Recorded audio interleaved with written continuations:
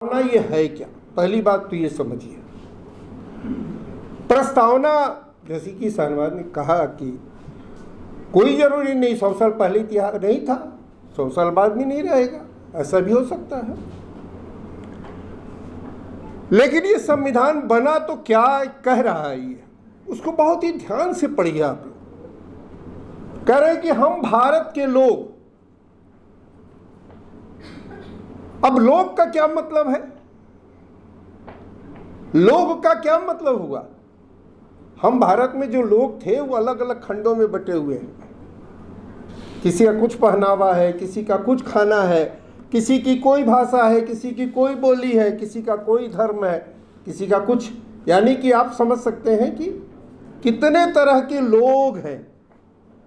लोग इसको कह रहे हैं हम कि अलग अलग तरह के वेशभूषा, बोली बानी, खाना पीना, सोचना, ओढ़ना, बिछाना, सब कुछ। तो वो है लोग। वो क्या तय कर रहे हैं? आप पहली लाइन पढ़िए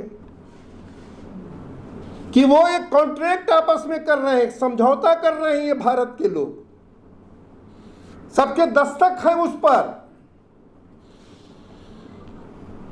कि हम एक नागरिक बनने जा रहे हैं और एक देश बनाने जा रहे हैं। तो इसीलिए आपको वो जो लोग हैं वो क्या कह रहे हैं कि हम एक नागरिक की तरह अब अपने को तैयार करेंगे और उसकी तरह हम व्यवहार करेंगे।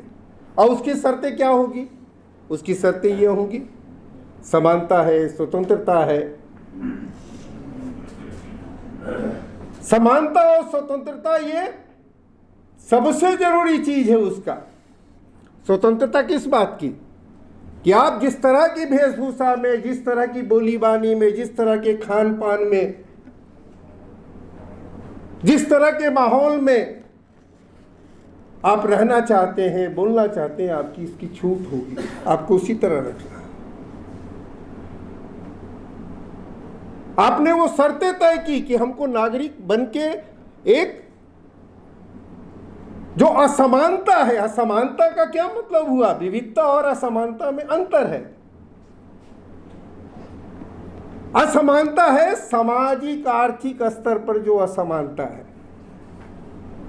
किसी ने बहुत लूट के पैसा जमा कर लिया है और कोई बहुत गरीब रह गया है, तो हम करें नहीं, अब हम नया समाज बना रहे हैं तो सब में बराबर होगा, कोई ऊपर नीचे नहीं होगा। आप टाइटल कोई भी लगाएं, चौबे लगाएं, दुबे लगाएं, छब्बे लगाएं, जो भी लगाएं, जाटव लगाएं, चमार लगाएं, जो भी लगाएं, लेकिन अब उसमें ये नहीं कहेंगे कि ऊंच है ये नीच है। ये बराबरी, अब बराबरी का समाज हम बन रहे हैं। अब उसमें और एक बात आती है आगे। आप कह रहे हैं नागरिक, नागरिक का देश होता है। हर देश की नागरिकता अलग अलग होती है। यहां का नागरिक नहीं कह सकता कि हम ब्रिटेन के नागरिक हैं। ब्रिटेन का नागरिक, उसकी अपनी शर्तें हैं। यानी लोग अब नागरिक बन गए तो भारत के नागरिक हो गए हम। हमें समानता की स्थितियां, हालात बनाने हैं। लेकिन नहीं, हमको यही नहीं रुकना है। ये कह रहे थे ना कि देश तो आज है, कल 2 हिस्से में बढ़ जाए, 3 हिस्से में बढ़ गया। आज हम देख रहे हैं ना, भारत जो है वो पाकिस्तान पहले बना, फिर बांग्लादेश बन गया। जर्मनी बटी, एक हो गई। सोवियत संघ, इतना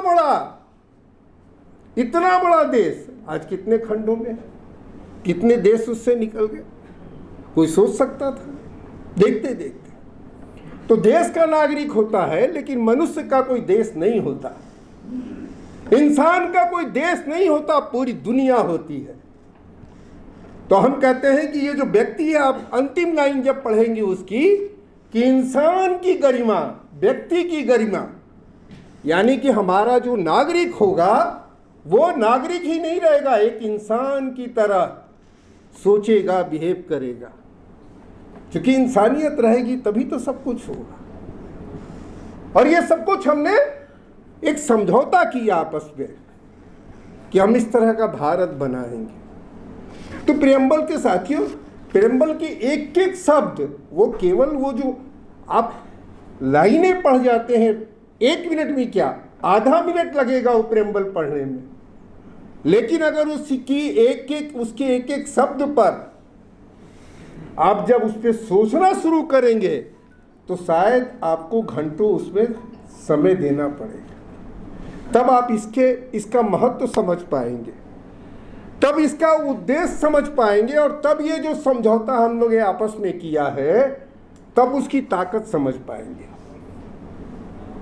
तो पहली बात तो ये साथियों कि प्रियम्बल को आप सरसरी तौर पे पढ़ने की बजाय उसको गौर से पढ़ें, मत पढ़िए। किताब, संविधान की किताब आपको मोटी लगती है, मत पढ़िए। अब तो करें प्रियम्बल को पढ़ के और उसमें जो बातें हैं उसको आप ठीक से समझ लें, मुझे लगता है ये काफ़ी होगा आपके लिए, ये काफ़ी होगा। लेकिन वो 10 लाइन पढ़ना भी आसान नहीं लगता होगा आपको आपके पास फुर्सत नहीं है, फुर्सत निकालिए। अगर आपको सचमुच में चिंता है समाज की, संविधान की मत कीजिए, समाज की चिंता है तो एक तो प्रियम्बल के बारे में मुझे ये कहना था। दूसरी बात ये कहनी थी कि देखिए, एक बहुत ही गलत तरह का प्रचार शुरू से चल रहा है। जैसे एक प्रचार ये है कि धर्म के आधार पर देश बटा, इससे गलत बात और कुछ नहीं हो सकती। इससे गलत बात इससे दूसरी हो ही नहीं सकती। मैं ये कहता हूं कि धर्म के आधार पर देश नहीं बटा, धर्म और धर्मनिरपेक्षता की एक लड़ाई चली वहां। धर्म के आधार पर पाकिस्तान बना, ये तो मैं कह सकता हूं, लेकिन भारत धर्म के आधार पर नहीं बना है। भारत बना धर्मनिरपेक्षता के आधार पर। कहा, और बहुत ही स्वाभाविक रूप से कहा कि ऐसा हो ही नहीं सकता। बिल्कुल स्वाभाविक रूप से ये हुआ। तो ये धर्म के आधार पर बंटना, हम इसको कैसे कहेंगे? हमने तो लड़ाई लड़ी उस समय भाई भारत में कि नहीं, हमारा देश धर्म के आधार पर नहीं बटेगा, हम जैसे थे वैसे रहेंगे। तो ये बहुत ही बारीक तरीके से दिमाग जो तैयार किया जाता है लोगों का, बहुत बारीकी से तैयार किया जाता है, वो आपको अंदाज भी नहीं लगता होगा कि ये क्या तैयारी है। जैसा कि इन्होंने बताया ना, 2005 में राज्यसभा में, 2005 की मैं बात कर रहा हूँ, और उससे पहले का भी थोड़ा और मैं इतिहास पढ़ रहा हूँ तो शायद और कुछ जानकारी और मिल जाए, लेकिन उस समय मैं मौजूद था पार्लियामेंट में। 2005 में चूंकि मैं पार्लियामेंट कवर करता रहा हूँ, तो 2005 में शरद जोशी के जरिए बिल आया। शरद जोशी कौन है? किसान नेता, महाराष्ट्र के किसान नेता। महाराष्ट्र में उन्होंने किसान आंदोलन चलाया, शेतकारी संगठन। आप सोचिए कि किसान नेता देश में, इस देश का किसान नेता अगर बोल रहा है पार्लियामेंट में खड़े होकर कि इस देश के प्रियम्बल से, प्रस्तावना से, पहले पन्ने से आपको समाजवाद को हटा देना है, हटा देना चाहिए। आप समझ सकते हैं, सोच सकते हैं आपकी कहां से बात आ रही है, आपके जेहन में ही नहीं आएगी। आपके जेहन में तब ये बात आ रही है जबकि आरएसएस का कोई बोला, अरे भाई आरएसएस तो बहुत बाद में बोलता है, उसकी तैयारी पहले से बहुत होती है, और वो 50 साल या 60 साल से तैयारी होती है, आखिर में वो बोलता है जब कुछ हालात ऐसे बना देता है वो। तब 2005 की बात मैंने कहा कि मैं बहुत उस समय चिंतित हुआ, लेकिन मैंने कहा कि आप बोलते रहिए, शोर हम इतना मचा देंगे, यानी हल्ला गुल्ला इतना करवा देंगे कि लोगों के कानों तक आपकी बात ही नहीं पहुंचेगी। कितना दर्द अभी हमको हो रहा है बोलने में, हम महसूस कर रहे हैं, कितनी परेशानी, कितना जोर लगाना पड़ रहा है। बहुत धीरे से ये सारी बातें मैं आपसे कह सकता था, लेकिन अभी जोर लगाना पड़ रहा है क्योंकि मेरे सामने जो कान हैं वो भरे पड़े हैं, पहले से जाम है, उनको खोलना पड़ रहा है और इस तकलीफ से मैं गुजर रहा हूं। आप समझ पा रहे हैं मेरी बात? ये तकलीफ है मेरी। तो मैं आपसे ये कह रहा हूं कि कोई नई बात नहीं हो रही है। 2019 में भारत के प्रधानमंत्री जो हैं अभी, उस समय भी थे 2019 में, 2014 में बनने के बाद, और वो चुनाव जीत के आए। जानते हो उन्होंने क्या कहा? उन्होंने एक ही बात कही, दो बातें कही, दो लाइन, किसी ने ध्यान नहीं दिया, और बुनियादी बात उन्होंने कह दी। क्या बात कह दी?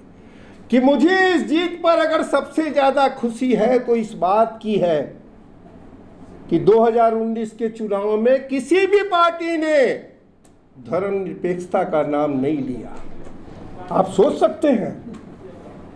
और दूसरा वाक्य कहा, अब इस देश में कोई और जाति नहीं रही, बस दो ही जाति रह गई है, एक गरीब और एक गरीब की भलाई करने वाले लोग।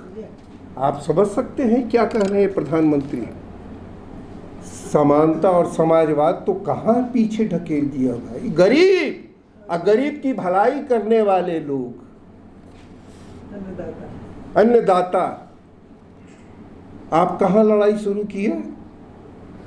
इक्वलिटी की, समानता की। लोग कह रहे हैं कि संविधान जब लिखा गया तब ये नहीं था। आप बताइए कि आपके घर में भाई होते हैं, बहन होती है, माँ होती है, संयुक्त परिवार है, चाचा है, बुआ है,